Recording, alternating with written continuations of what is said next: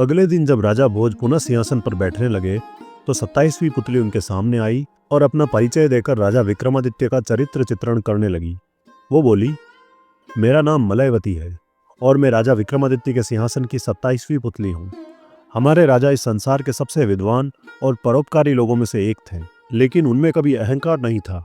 वे हमेशा महान लोगों और ऋषियों की कहानियां पढ़ते और सुनते थे और उनके जैसा जीवन जीने का प्रयास करते थे। राजा विक्रमादित्य की यह कहानी सुनो और उसके बाद फैसला करो कि तुम इस सिंहासन पर बैठने के योग्य हो या नहीं। राजा विक्रमादित्य एक बहुत ही विद्वान व्यक्ति और शोधकर्ता थे।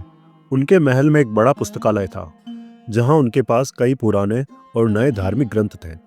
जब भी उनके पास थोड़ा खाली समय होता तो वे पवित्र ग्रंथों को पढ़ने के लिए पुस्तकालय चले जाते। एक दिन उन्होंने राजा बलि के बारे में पढ़ा। राजा बलि भगवान कृष्ण के भक्त प्रहलाद के पोते थे। वे दृढ़ निश्चयी और अपने कर्तव्यों के प्रति वफादार थे। देवताओं की मांग पर भगवान विष्णु ने वामन के रूप में प्रकट होकर और धोखे से उनका पद छीन लिया। हालांकि भगवान ने बलि को पाताल लोक का शासक बना दिया। कहानी पढ़ने के बाद राजा विक्रमादित्य ने सोचा, राजा बलि बहुत ही महान और दयालु व्यक्ति हैं। मुझे किसी भी कीमत पर उनसे मिलना चाहिए।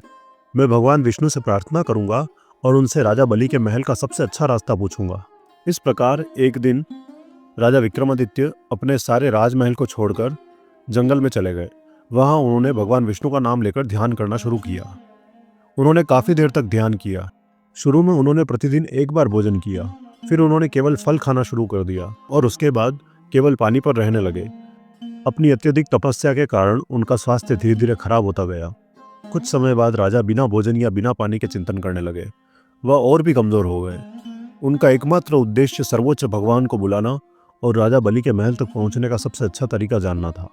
विक्रमादित्य के निकट ही चिंतन कर रहे एक बुद्धिमान व्यक्ति को उनकी दिव्य शक्ति से उनके वास्तविक व्यक्तित्व का पता चला। उसने पूछा, पुत्र, तुम क्यों तपस्या कर रहे हो? तुम एक राजा हो और तुम्हें अपने राज्य और लोगों के प्रति अपने कर्तव्यों का पालन करना चाहिए। यही कारण है कि भगवान ने तुम्हें पृथ्वी पर भेजा है। राजा ने उत्तर दिया, यदि हम केवल अपने कर्तव्यों का पालन करते हुए धर्म और आस्था से दूर हो जाते हैं तो अगले जन्म में हमें कई कठिनाइयों का सामना करना पड़ेगा।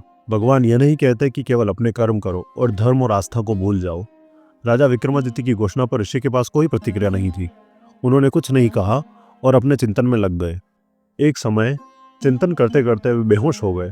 कुछ समय बाद उन्हें होश आया। ऋषि पुनः विक्रमादित्य के पास गए और कहा, आप भौतिकवादी दुनिया के व्यक्ति हैं, आपको इस हद तक तपस्या नहीं करनी चाहिए। इस पर विक्रमादित्य ने कहा, मुझे कुछ सच्ची शांति चाहिए। ऐसा कहकर वह फिर से सोचने लगे। कमजोरी के कारण विक्रमादित्य फिर से बेहोश हो गए। इस बार जब वे उठे तो उन्होंने देखा कि वे भगवान विष्णु की गोद में लेटे हुए हैं।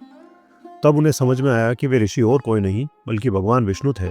उन्होंने भगवान विष्णु को प्रणाम किया और कहा, मैं राजा बलि से मिलना चाहता हूँ। मैंने उनके बारे में बहुत सी मान्यताएं सुनी हैं।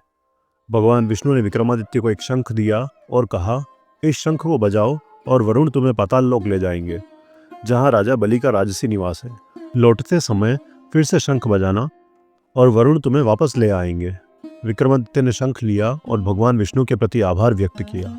इसके बाद राजा विक्रमादित्य ने शंख बजाया और जल्दी ही उन्हें पाताल लोक का रास्ता दिखाई दिया। वे राजा बलि के महल में पहुंच गए। उन्होंने राजमहल के पहरेदारों से राजा बलि को ये बताने के लिए कहा कि वे उनसे मिलना चाहते हैं। हालांकि उन्होंने राजा बलि पर प्रभाव डाला, लेकिन वे विक्रमादित्य से मिलने को तैयार नहीं हुए। जब विक्रमादित्य ने कई संदेश भेजे तो राजा बलि ने शिवरात्रि पर उनसे मिलने के लिए हामी भर दी। वैसे भी विक्रमादित्य मुश्किल में थे, उन्हें उनसे तुरंत मिलना था। उन्होंने द्वारपालों से कहा, जब तक मैं राजा बलि से नहीं मिलूंगा मैं नहीं जाऊंगा। अगर वे अभी मुझसे नहीं मिले तो मैं अपने प्राण त्याग दूंगा। राजा विक्रमादित्य ने अपनी तलवार से अपना सिर काट लिया। जब राजा बलि को यह समाचार मिला तो वो बाहर आए तो उन्होंने राजा विक्रमादित्य पर थोड़ा अमृत छिड़का। जब विक्रमादित्य जीवित हो गए तो उन्होंने राजा बलि को बताया कि उन्होंने उनके बारे में बहुत सी प्रशंसाएं सुनी हैं, इसलिए वे उनसे मिलने आए हैं। राजा बलि प्रसन्न हुए और उन्हें अपने राजमहल में ले गए। राजा विक्रमादित्य कुछ दिनों तक वहां रहे।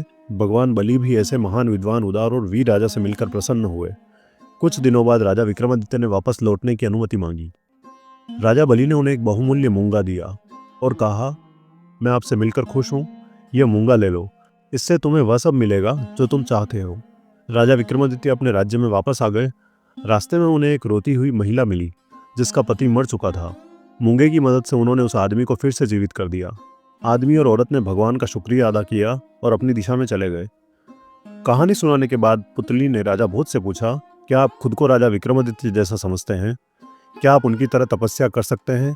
यदि हाँ, तो आपको इस सिंहासन पर बैठने का अधिकार है। हताश राजा भोज के पास अपने राजसी निवास में वापस लौटने के अलावा कोई विकल्प नहीं था, और इस प्रकार वो आज भी सिंहासन पर नहीं बैठ पाए।